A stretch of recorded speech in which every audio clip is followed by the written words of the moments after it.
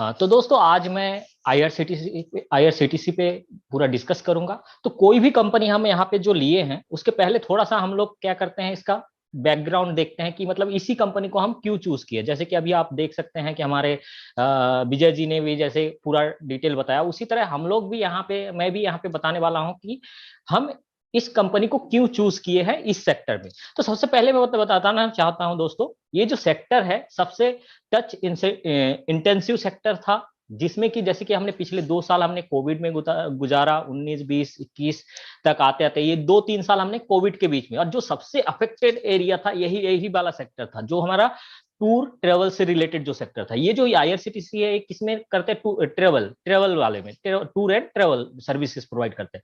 तो इसी का ये सबसे अफेक्टिव सेक्टर था, और कैसा परफॉर्मेंस रहा इन 3 साल के दौरान वो भी हम देखेंगे, और आगे भी इसका फ्यूचर एस्टिमेशन करेंगे। तो हम स्टार्ट करते हैं सेक्टर एनालिसिस। हमने आईआरसीटीसी क्यों चूज किया है वो थोड़ा सा डिस्कस करते हैं। तो देखते हैं इस सेक्टर में कौन कौन सी कंपनी है। तो इसमें सेक्टर में ज्यादा कंपनी नहीं है, 5 6 कंपनी है, जिसमें से यदि देखें टॉप लीडर आईआरसीटीसी का जो मार्केट शेयर है, उसका जो मार्केट कैप है वो कितना है, 57,000 करोड़ के लगभग है। और यदि टोटल देखिए परसेंटेज के टर्म में 76% का शेयर है। उसके बाद देखिए इज माई ट्रिप है, देन बीएलएस है।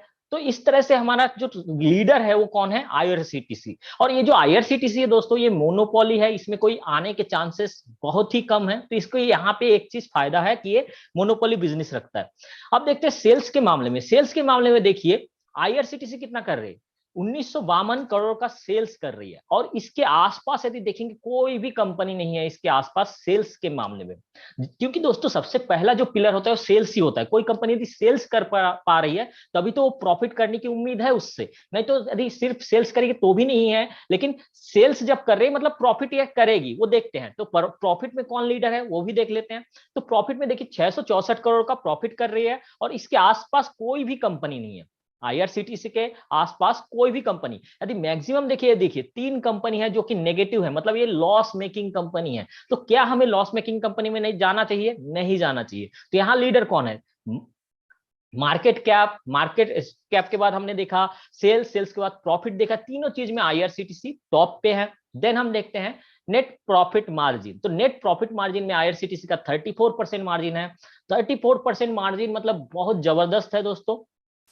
34% मार्जिन, क्योंकि हमने कई कंपनी अभी लास्ट में भी देखा 2% 6% इस तरह के मार्जिन होते हैं, बट इसमें 34% का मार्जिन है, जो कि एक बहुत अच्छा चीज दर्शाता है। और यहाँ पे देखेंगे इज माई ट्रिप का मार्जिन जो है 42% है, सबसे ज्यादा है। बट इसको हमने चूज नहीं किया क्योंकि हमने देखा कि सेल्स प्रॉफिट के मामले में यह भी कभी काफी कम है इसका। देन देखते हैं इसका ROP, return on paid up equity, मतलब जो पुराने इन्वेस्टर है उनका कितना पैसा ग्रो हुआ है, उनका कितना पैसा बन रहा है। तो देखिए आईआरसीटीसी जो बना रहा है 50x, मतलब जितना इन्वेस्टरों ने पहले लगाया था उनका हर साल 50x बन रहा है, 50x से बढ़ रहा है। Return on paid up equity मतलब जितना उन्होंने इक्विटी जितना है उसका 50 गुना हर साल एक कंपनी कमा के दे रही है। तो ये मतलब एक अच्छी कंपनी का अच्छा साइन होता है। और इधर देखेंगे इज माई ट्रिप में भी इसका भी अच्छा है। तो हमारा आईआरसीटीसी भी यहाँ पे भी है अच्छे रैंक में। देन आते हैं आईसीआर, मतलब इंटरेस्ट कवरेज रेशो, या फिर हम बोल सकते हैं डेट पेइंग कैपेसिटी। तो यहाँ पे आईआरसीटीसी का कितना है, 85। तो 85 हम बोल सकते हैं कि ये डेट फ्री कंपनी है। इसी तरह बीएलएस भी डेट फ्री कंपनी है, और इज माई ट्रिप ये भी ऑलमोस्ट डेट फ्री कंपनी है। और इसके अलावा मैंने और कंपनी को नहीं लिया है क्योंकि हमने देखा है कि वो पहले ही प्रॉफिट नहीं बना पा रही है, मतलब वो क्या है, लॉस मेकिंग कंपनी है। तो यहाँ पे 3 प्लेयर है जिसमें आईआरसीटीसी ही टॉप कर रहे हैं, इसीलिए हम क्या कर रहे हैं, आईआरसीटीसी को ले रहे हैं। तो अब हम कंपनी एनालिसिस देखते हैं आईआरसीटीसी। तो आईआरसीटीसी का क्या मेन बिजनेस है दोस्तों, ये 2 3 चीजों से इसका मेन बिजनेस आता है। एक तो कैटरिंग से, सेकंड आता है इसका इंटरनेट टिकटिंग से, और तीसरा आता है जो नीर चलता है, पानी, ठीक है, इससे आता है। फिर टूरिज्म का एक है, उससे भी आता है, और स्टेट जो टूरिज्म रहता है उससे भी इनका बिजनेस आता है। तो मेन जो बिजनेस आता है इनका टिकटिंग, और दूसरा जो है इसका जो टिकटिंग हो गया, उसके बाद पानी हो गया, नीर। और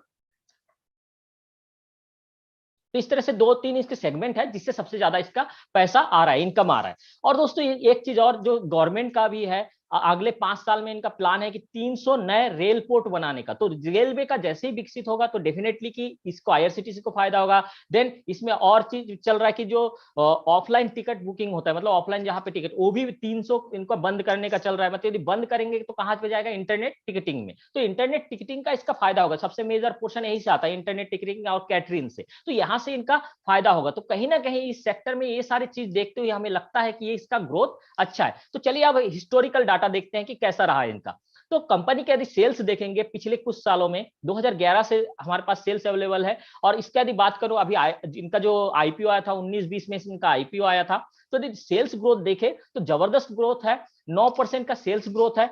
बट यहाँ पे 9% बहुत ज्यादा नहीं है। क्यों 9% है दोस्तों? क्योंकि ये जो लास्ट 2 साल है, क्योंकि हमने यहाँ से 11 से 22 तक कैलकुलेट किया, तो लास्ट के 2 साल मतलब जब कोविड का समय था, तब देखिए इनका सेल्स जो है बहुत डाउन हो गया था। 862 करोड़ 2021 में करी, और 2022 में कितना करा है, 1952 करोड़। यदि ये कोविड मतलब अफेक्टेड नहीं रहता, मतलब कोविड नहीं आया होता, तो ये अभी लाइफ टाइम सेल्स किया होता है इन दोनों साल में भी। क्योंकि आप यहाँ से ग्राफ देख सकते हैं, जबरदस्त ग्रोथ है। तो यहाँ पे 9% का ग्रोथ दिख रहा है, बट हम लॉन्ग टर्म में इसको 15% का एक कंजर्वेटिव मान के चल सकते हैं। इस सेक्टर में इस कंपनी को 15% ग्रोथ तो मिलने वाला ही है। अब प्रॉफिट में देखिए, 24% का ग्रोथ, मतलब ह्यूज ग्रोथ है प्रॉफिट में।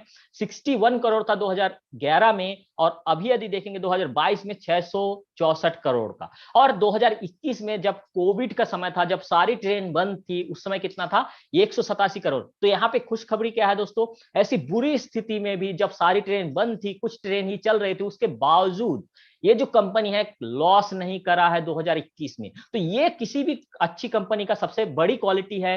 चाहे स्थिति कैसा भी है, कैसी भी परिस्थिति हो, उस स्थिति में भी वो कंपनी को आगे निकाल के ले जाते हैं, प्रॉफिट मेकिंग बना देते हैं उस समय में भी। यहाँ पे जैसे 187 रुपीज, यहाँ 187 करोड़ रुपीज यहाँ पे प्रॉफिट है। आप यदि किसी दूसरे कंपनी को उठा के देंगे 2021 में, वो सारी कंपनी लॉस कर रही होगी, ठीक है। लेकिन इसने प्रॉफिट करके दिखाया, अपनी काबिलियत दिखाया कि नहीं, मैं इस सेक्टर का लीडर हूं और आगे भी ऐसे ही परफॉर्म करता रहूंगा। तो यहाँ पे कितना 2022 में लाइफ टाइम हाई प्रॉफिट लगाया। अब आगे देखते हैं क्या कैसा रहता है। अब नेट प्रॉफिट मार्जिन देखिए, इनिशियली देखिए 8% का था, जो बढ़ते बढ़ते 14, 15, फिर 21, 22 और 2022 में 34% का। ये जो मार्जिन है दोस्तों, नेट प्रॉफिट मार्जिन, दोस्तों हर कंपनी के साथ यही होता है कि वो पहले धीरे धीरे कम मार्जिन रहता है, कि फिर धीरे धीरे जैसे जैसे एक्सपीरियंस होता है, उनको एरिया पता चलता है कहाँ से हम इनकम बढ़ा सकते हैं, कहाँ पे हम प्रॉफिट मार्जिन बढ़ा सकते हैं, तो वहां पे चला जाता है। तो यहाँ पे भी मार्जिन भी इंक्रीज हो रहा है, जो कि एक अच्छी बात है। देन रिजर्व देखिए, रिजर्व 2011 में 191 करोड़ का रिजर्व था, जो कि अभी 1724 करोड़ का रिजर्व है। ह्यूज ग्रोथ हुआ है, 9x हुआ है। तो यहाँ पे भी रिजर्व अच्छा ग्रोथ हुआ। तो क्या रिजर्व बढ़ा है, तो क्या इन्वेस्टर को पैसा बढ़ा है कि नहीं? 2019-20 में इसका आईपीओ आया था, तो देख लेते हैं इसका क्या बना है।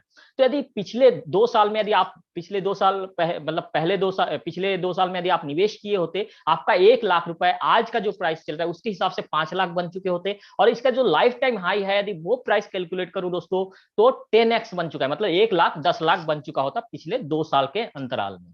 चलिए अब देखते हैं थोड़ा सा हिस्टोरिकल ग्रोथ क्या कैसा रहा, कुछ 5 साल, 11 साल, 5 साल और 1 साल का ग्रोथ। तो सेल्स ग्रोथ देखिए 8% था, लगभग 9% 11 साल का। और प्रॉफिट ग्रोथ देखिए, ह्यूज ग्रोथ है, 24% का ग्रोथ है। फिर 5 साल का देखिए, सेल्स ग्रोथ 4.1% का, और जो प्रॉफिट ग्रोथ है वो 25% का। और 1 साल का देखिए, यहाँ पे सेल्स ग्रोथ जो है 126% बढ़ा है, प्रॉफिट ग्रोथ 255% बढ़ा है। यहाँ पे 1 साल का इतना ज्यादा ग्रोथ कैसे हो सकता है दोस्तों? जैसे कि पिछले साल हमारा क्या था, पिछले 1-2 साल में हमने कोविड झेला है। कोविड के समय क्या था, इसका जो बेस था वो कम था, जिसके कारण यहाँ पे आपको इतना बढ़ा हुआ दिख रहा है सेल्स और प्रॉफिट। तो क्या ये हमेशा रहेगा? इतना नहीं रहेगा, ये बेस लो था इसलिए इतना दिख रहा है। तो हमें क्या करना है दोस्तों, यहाँ पे जो हमने एस्टिमेशन लिया है, जो सेल्स ग्रोथ है वो 50% लिया है। और प्रॉफिट देखिए, प्रॉफिट थोड़ा वॉलेटाइल है, इसलिए हमने क्या किया, मार्जिन के हिसाब से यहाँ पे सारा एस्टिमेशन आगे कैलकुलेट किया। तो प्रॉफिट जो ग्रोथ है इस साल के लिए 2022-23 का फाइनेंशियल ईयर के लिए हमने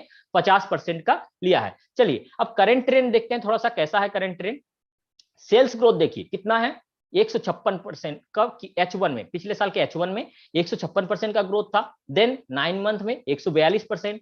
देन ईयर ऑन ईयर देखेंगे 126%। और यदि करंट क्वार्टर का देखेंगे 240% का सेल्स ग्रोथ है।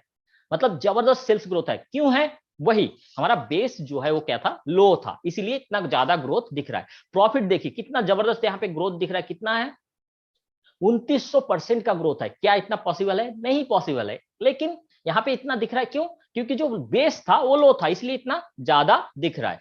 तो हमने क्या किया यहाँ पे, प्रॉफिट ग्रोथ वॉलेटाइल होने के कारण इनको हमने क्या किया दोस्तों, मार्जिन के हिसाब से कैलकुलेट किया। जो हमारा यहाँ मार्जिन दिख रहा है 24-25, इसी को मार्जिन इतना मान के ही हमने प्रॉफिट ग्रोथ लिया है। और जो शॉर्ट टर्म मतलब अगले साल का जो सेल्स ग्रोथ लिया वो 16% लिया है, और जो प्रॉफिट निकाला है वो मार्जिन के हिसाब से ही निकाला है। और जो लॉन्ग टर्म ग्रोथ है दोस्तों वो हमने 15% से कैलकुलेट किया है। तो एक कंजर्वेटिव हमने सोचा है। और फ्यूचर एस्टिमेशन देखते हैं। फ्यूचर एस्टिमेशन देखिए, सेल्स अभी कितना है, 1952 करोड़ का सेल्स है, जो कि 2023 में अभी इस साल ही हमें देखने को मिलेगा कितना, 2928 करोड़, 50% के हिसाब से।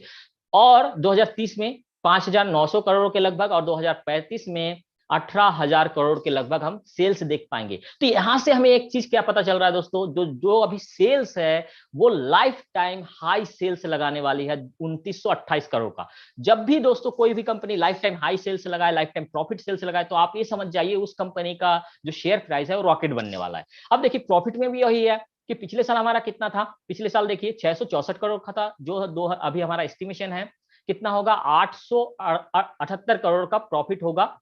और 2035 तक यही प्रॉफिट 5000 5,500 के लगभग करोड़ के लगभग हो जाएगा। तो यहाँ पे भी हम देख रहे हैं कि इस साल हमारा जो प्रॉफिट है वो लाइफ टाइम हाई लगाने वाला है। तो जब प्रॉफिट बढ़ रहा है मतलब क्या होगा, ईपीएस भी बढ़ेगा। सेल्स बढ़ा, प्रॉफिट बढ़ा, मतलब ईपीएस भी बढ़ेगा। और ईपीएस बढ़ा मतलब क्या होगा दोस्तों, आपका जो शेयर है वो रॉकेट बनने वाला है। वो हम अभी उसमें चार्ट में देखेंगे। ईपीएस देखिए, ईपीएस हमारा पिछले साल का 8.3 था, और जो ट्रेलिंग ईपीएस है वो 10.33 है। जो मैंने यहाँ नहीं लिखा है, 10.33 है ट्रेल ईपीएस, मतलब पिछले 12 महीने का ईपीएस कितना आ रहा है वो। और 2023 का जो हमारा एस्टिमेशन है वो कितना है, 11। तो ये भी लाइफ टाइम हाई ईपीएस आने वाला है। तो life time high sales, life time high profit, life time high EPS का सीधा इंडिकेशन है कि इस शेयर में जो प्राइस है रॉकेट बनने वाला है। वो आगे हम डिस्कस करेंगे। अब इंटेंसिक वैल्यू कितना बनता है, इंटेंसिक वैल्यू 494 का इंटेंसिक वैल्यू बनता है, मतलब फेयर वैल्यू, ना महंगा ना सस्ता, ये बनेगा।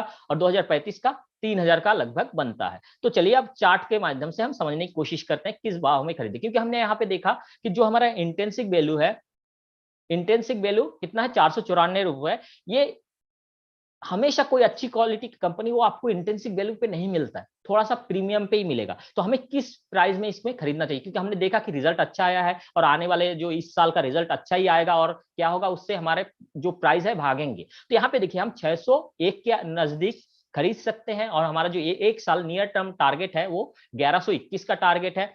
जो मंथली एसआईपी करते हैं वो रेगुलर एसआईपी करते रहना चाहिए, क्योंकि ये अभी करेक्शन में है। और जो तो एक मुश्त पैसा लगाना चाहते हैं वो थोड़ा 600 के आसपास यदि ज्यादा निवेश कर सकते हैं, या फिर अभी भी कर सकते हैं, ऐसा कोई नहीं है। प्राइस अभी भी बहुत नहीं भागा है, बट जैसा कि रिजल्ट दिखा रहा है कि ये आने वाले समय में यहाँ से रॉकेट बनने वाला है। तो चलिए अब बता देता हूं दोस्तों, पोर्टफोलियो में आप 1.5 से 2% के लगभग आप अपने पोर्टफोलियो में रख सकते हैं, 1.5 से 2%। और दोस्तों मैं आपको यहाँ पे थोड़ा सा डिस्क्लेमर देना चाहूंगा कि ये जो कंपनी है दोस्तों, हमने एजुकेशनल पर्पज से ये वीडियो बनाया है, जो कि आपको थोड़ा इन्फॉर्मेशन दे, ना कि मेरे कहने में आप सीधे यहाँ पे निवेश करने चले जाए। ऐसा नहीं, आप थोड़ा अपना एनालिसिस करिए, उसके बाद ही निवेश करिएगा, क्योंकि ये जो शेयर है हमारे पोर्टफोलियो में हो भी सकता है, नहीं भी हो सकता है। ये हमारा डिस्क्लेमर है।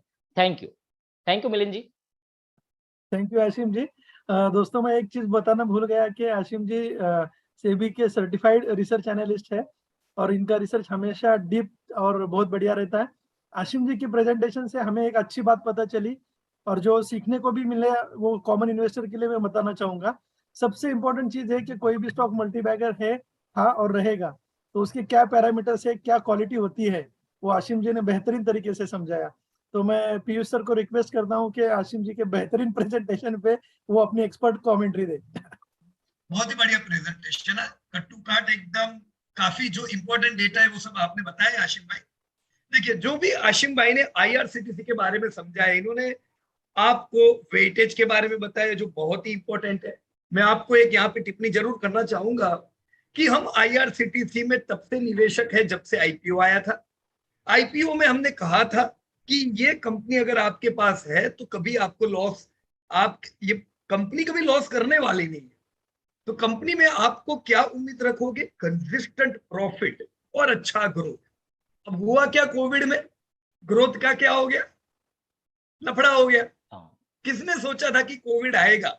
और दूसरा लफड़ा क्या, हमने बोला था कि आपको कभी भी लॉस ये नहीं कराएगी, मतलब कंपनी कभी लॉस नहीं करने वाली। हमको डर लग गया, अरे बाप रे, तो कोविड में अब तो लगता है लॉस होगा। क्योंकि आप में से कितने लोग हैं जिन्होंने वो टाइम पे मुसाफरी की थी? I don't think anybody, right, few, very too less people. तो टच इंटेंसिव सेक्टर होने की वजह से धंधा अफेक्टेड था। फिर भी सोचो, ये कंपनी ने आपको बचाया, ये कंपनी ने प्रॉफिट किया, जो मैं नहीं उम्मीद कर रहा था। मुझे भी लगता था, राइट, कि अरे बाप रे, इस बार लॉस करेगा। पर जो कंपनी आपको मुश्किल समय में भी नैया पार कराए, समझ लो अच्छे समय में इसका परफॉर्मेंस कैसा होगा। अब आने वाले समय में हम बढ़िया टूरिज्म देखने वाले हैं और ह्यूज मोबिलिटी इंक्रीज होगी दोस्तों, राइट। जैसे अभी विजय भाई का प्रेजेंटेशन देखा, मेरे को मिलिंद भाई ने बताया था कि विजय भाई का तबियत थोड़ा डाउन था। हाँ विजय भाई, थोड़ा इलनेस था, फीवर था आपको 2 हफ्तों से, पर फिर भी देखो, इतना फीवर होने के बावजूद आपने पूरा रिसर्च किया, प्रेजेंट किया। तो जो कंपनी या व्यक्ति मुश्किल समय में परफॉर्म करे, ऐसी कंपनी हो या व्यक्ति हो, अच्छे समय में ये रॉकेट होते हैं। तो बहुत ही बढ़िया विजय भाई, और बहुत ही बढ़िया आपकी कंपनी आशिम भाई। हाई परफॉर्मेंस में उम्मीद करूंगा, पर वेटेज में जो आपने 2% बताया, हम लोग पहले 3% बताते थे, पर आशिम भाई ने 2% बताया, बिल्कुल सही गिनती है। हमने 3% का वेटेज 2% कर दिया था।